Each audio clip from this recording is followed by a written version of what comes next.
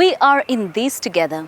That applies not just to us humans, but also to our wildlife and vegetation. If you're going to make life better, we need holistic solutions. Welcome to Eco Africa. I am Sandra Kahumza Twinovideo, right here in Kampala, Uganda.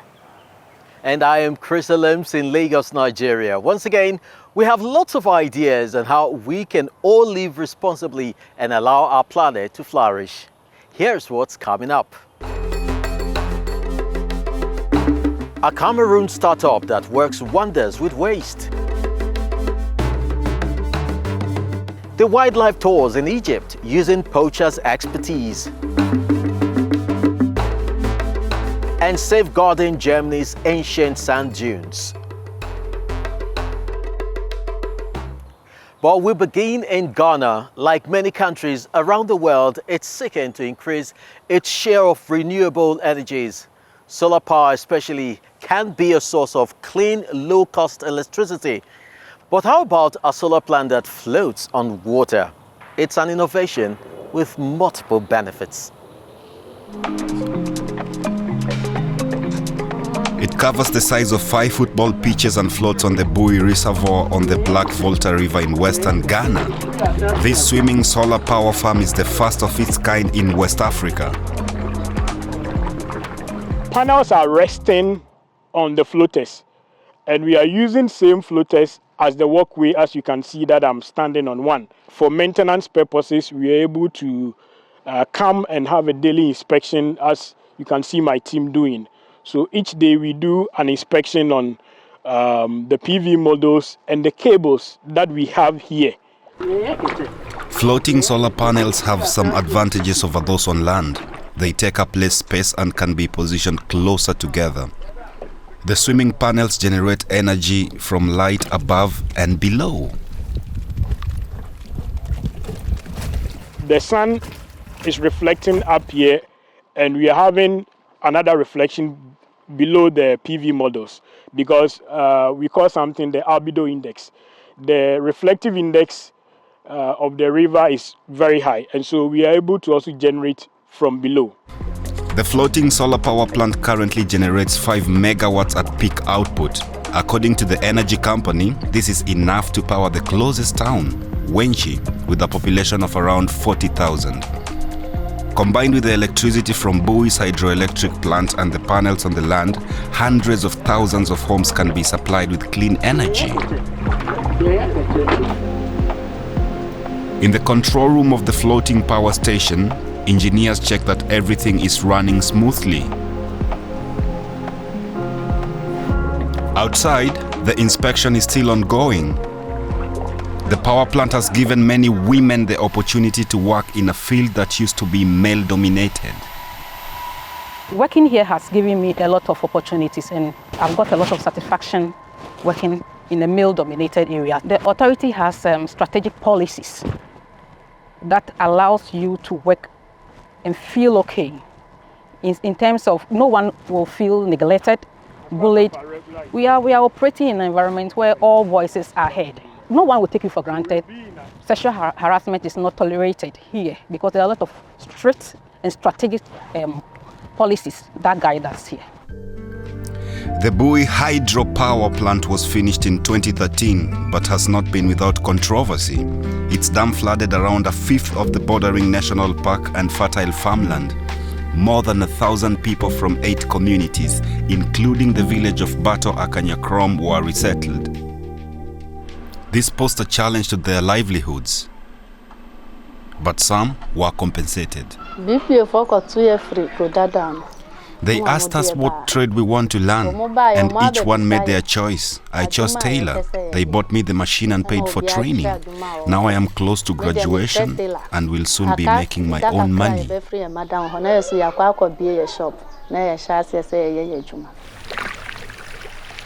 Others living downstream from the dam complain that conditions have worsened since it was built.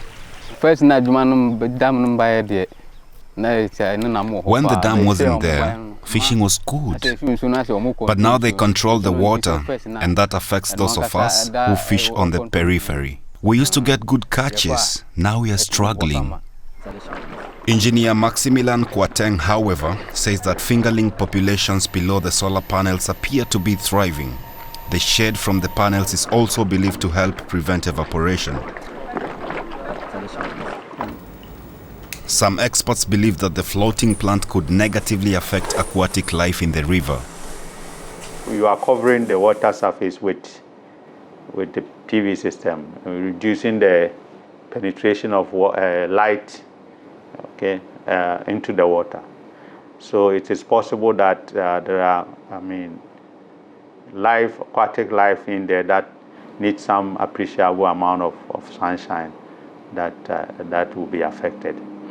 And there are also plants that will not get sufficient sunlight for their growth, because they will need that for the photosynthesis, and therefore there are fish that also depend on those plants. There is no doubt that the dam has had an impact, both positive and negative, on the region. But the combination of hydro and solar power is helping Ghana become more energy independent and shift away from fossil fuels. Now, it generates only 1% of its electricity from renewables. It's aiming for 10% by 2030.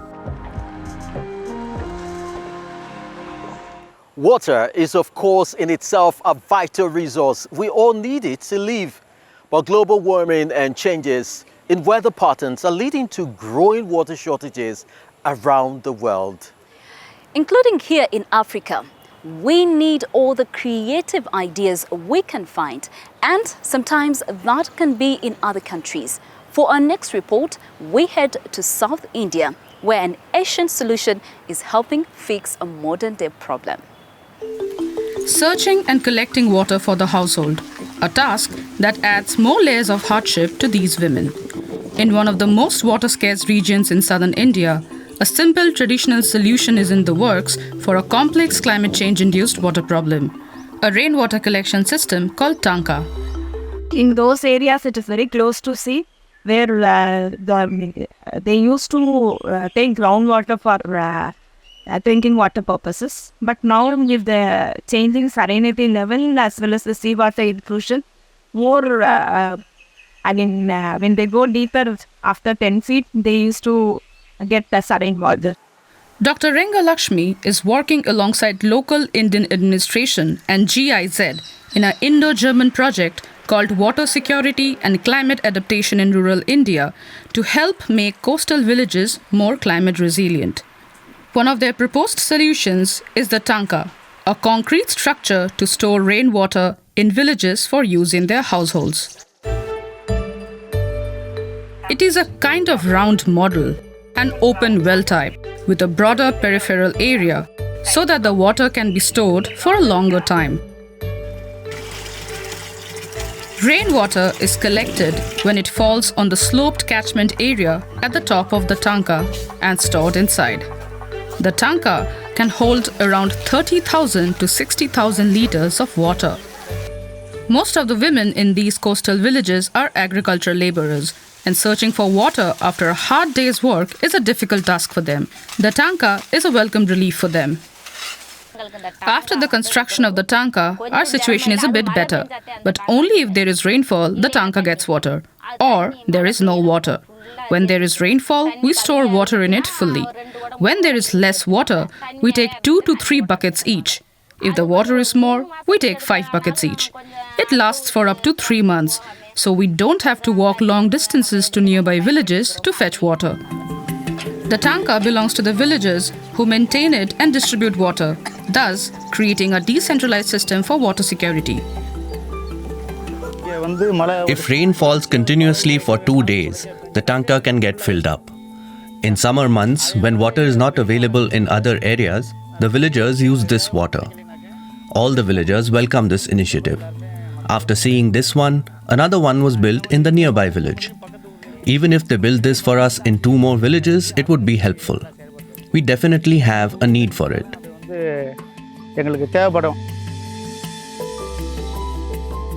They use different kind of treatments to take the water, filter it, add more treachery requirement. So now using this tanka kind of thing, they are easily fetching the water, and without spending much time, they are ensuring their household water security. Now then, let us talk about sand dunes. Probably most of you will think of dunes on the coast and on the beaches. But did you know that they can actually exist inland? In fact, Germany has a sand dune in its capital city, Berlin. It dates back to the Ice Age, and it is the focus of this week's Doing Your Bit.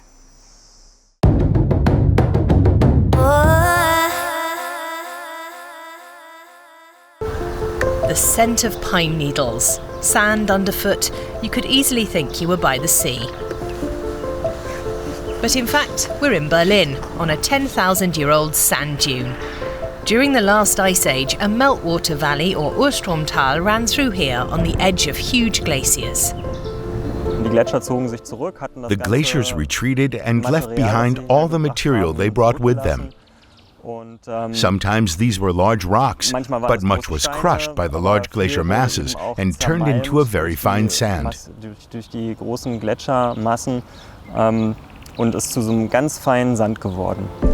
Over time, winds caused the sand to pile up into dunes. Today, the Sandberg in Berlin's Wedding district is Germany's only surviving urban dune. Christopher Hartl has led the local Dune Wedding volunteer group for 12 years. The dune was declared a natural monument in 1976. For many years it was neglected and became overgrown. Residential buildings and a hardware store were built around it. Then, in 2012, the German Nature and Biodiversity Conservation Union, NABU, took on responsibility for it, and the dune was renaturalised. The group of volunteers look after it from spring to fall each year. They meet once a month to do things like keep the grass growth in check. I find it super exciting to learn about the dune and that environmental protection often looks quite different from what you imagine and what ecological restoration means. I think it's really nice to see that something is now growing here that belongs here, that there are now also a few insects here. I think that's great to see. They've already spotted some rare grasshopper species, and 6 endangered plant species have also established themselves, including Carthusian carnation and grey hairgrass. Anyone is welcome to volunteer here. Some companies have even dedicated their corporate volunteering days to the project, and there are regular guided tours too. The site also boasts an education centre and offers workshops promoting environmental awareness. Due to the small area of this dune, the focus is on environmental education and only secondarily on protection. But there have already been some positive developments that we didn't expect when we started the project.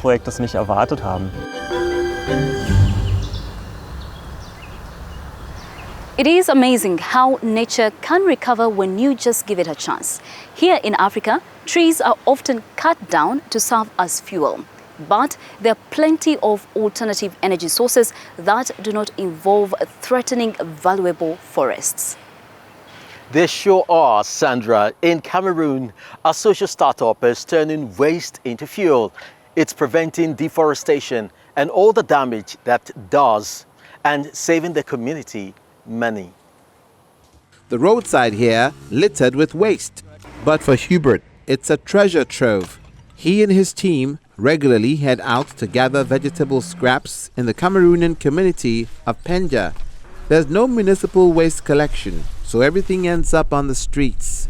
For the Family Green Corporation NGO, it's a valuable resource. We want to recycle this household waste in a useful way. It's lying around everywhere. Most of it is vegetable waste, which we can use to produce eco-friendly charcoal for lots of people. It costs less, so it's affordable for families. The team has all the equipment they need. They use a cargo trike to bring the bags of vegetable scraps to the recycling yard. They can process hundreds of kilos of waste a month. The first step is sorting the waste. Bananas, corn stalks, as well as coconut and bamboo branches are all good for making organic charcoal. Just like the wood charcoal, the material first has to be burned. The team works to keep emissions to a minimum. The burned vegetable waste is then mixed with other organic waste and then combined with a gluey substance derived from the cassava plant. Every machine here was built by the NGO. But not every job has been automated. The last step is forming the charcoal by hand and then placing the briquettes in the sun to dry. It's a clean, healthy fuel that doesn't smoke and can even be used in the home like gas. So it replaces butane gas. At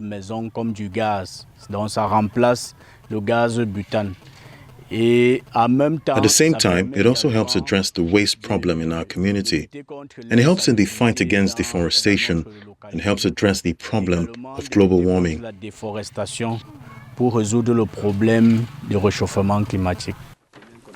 The NGO produces some 300 kilos of organic charcoal. Some of it is sold in major cities like Douala, but most remain in nearby communities. Hubert's NGO now employs 12 people, and they all receive a good wage. The organization offers internships too. At the moment, Catherine Bilai Mbeya, a student from the coastal city of Douala, is doing an internship here. I'm passionate about everything to do with protecting the environment, everything to do with organics. I was immediately won over by the fact that the corporation is involved in the production of biofertilizers, ecological charcoal, and biogas.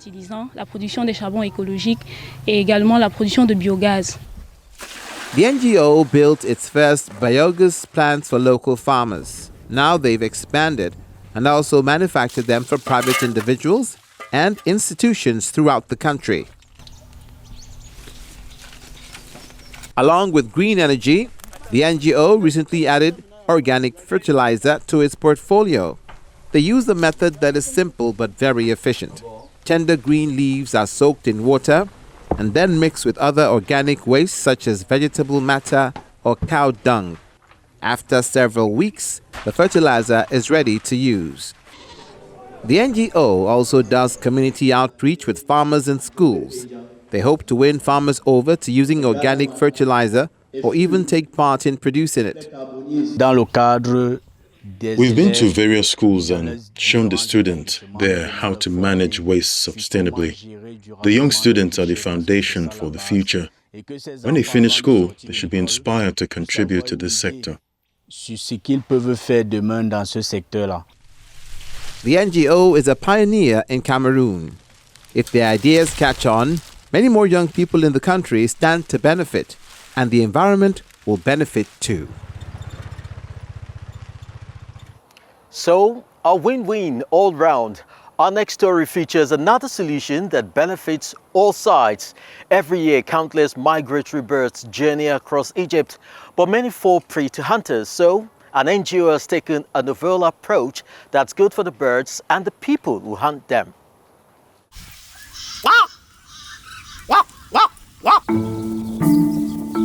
This is the story of an experiment.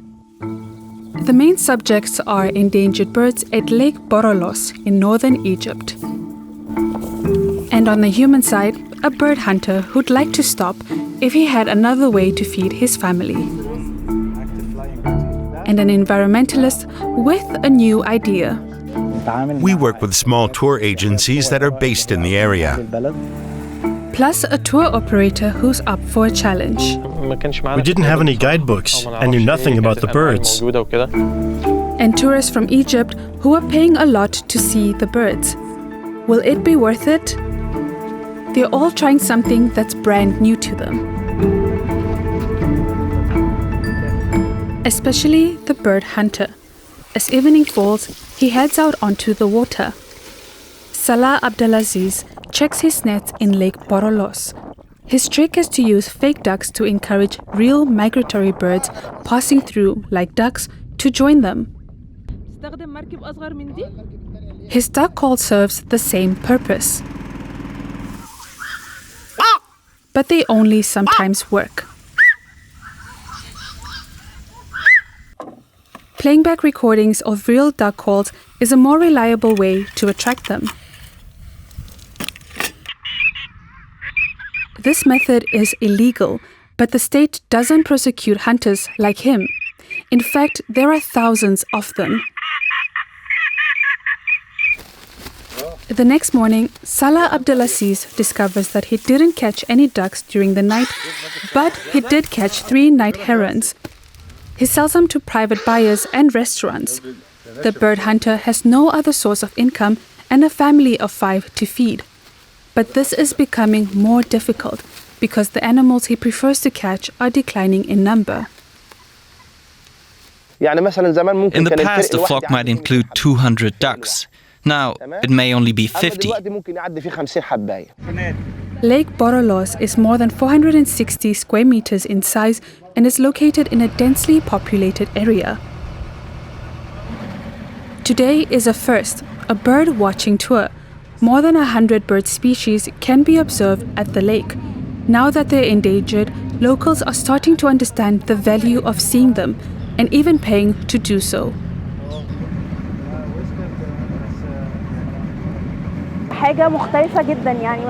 It's so unique. I never thought that I would travel such a long way just to watch birds.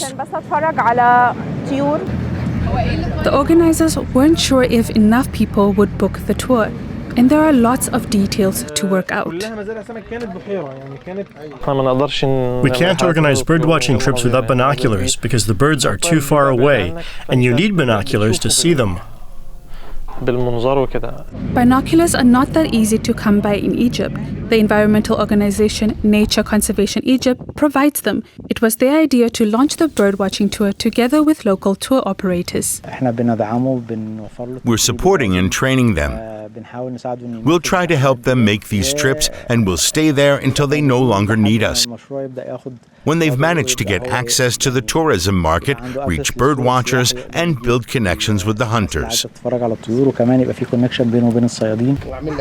There are very few bird-watching guides in Egypt, and certainly none like bird hunter Salah Abdelaziz.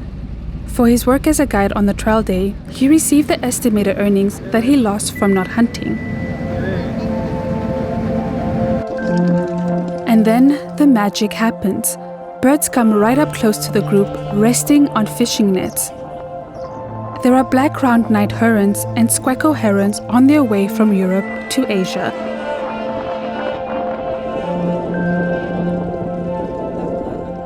It's also a moment for Salah Abdelaziz. As a bird hunter, he can now share his knowledge of the birds. The rarer the bird, the more expensive. The ferruginous duck is one of the rarest and most beautiful. Are the eggs expensive? Yes, but they don't lay eggs here. If we focus more on birdwatching tourism, there could be many benefits in terms of jobs and the places we're trying to protect. And if people understand that these birds in these places can earn them money, then they'll protect them because they'll be profiting from them directly. The tour operator is happy. He's already thinking long term. If we organize a trip and it's successful, the people who come will bring more people next time. And while not so many people are interested in Lake Borolos now, the tours will make that number grow. Bird hunter Abdelaziz can be proud of his first day as a bird-watching guide. The tourists were impressed with his knowledge. The thing I liked the most was having a guide that could tell you about the bird species around us, and who gave us some background information about the different areas. They also explained how bird migration works. Despite his success as a guide, Salah Abdelaziz will continue to hunt birds for the time being. It will take time to create real change here. I'm just one individual. If other hunters did the same, it would make a big difference. Salah Abdelaziz has caught a kingfisher, a magnificent specimen. He releases the bird. Luckily, kingfisher's not on the menu around here. Beautiful. It just goes to show when all sides are involved in the solution, everyone benefits, including the environment. That's it for this week. I am Chris Alems in Lagos, Nigeria. And I am Sandra Kahumza Twinobdio right here in Kampala, Uganda. Thank you for joining us. Don't forget to head to our Eco Africa online platforms for more inspiring stories and drop us a line at eco@dw.com. See you all again next week.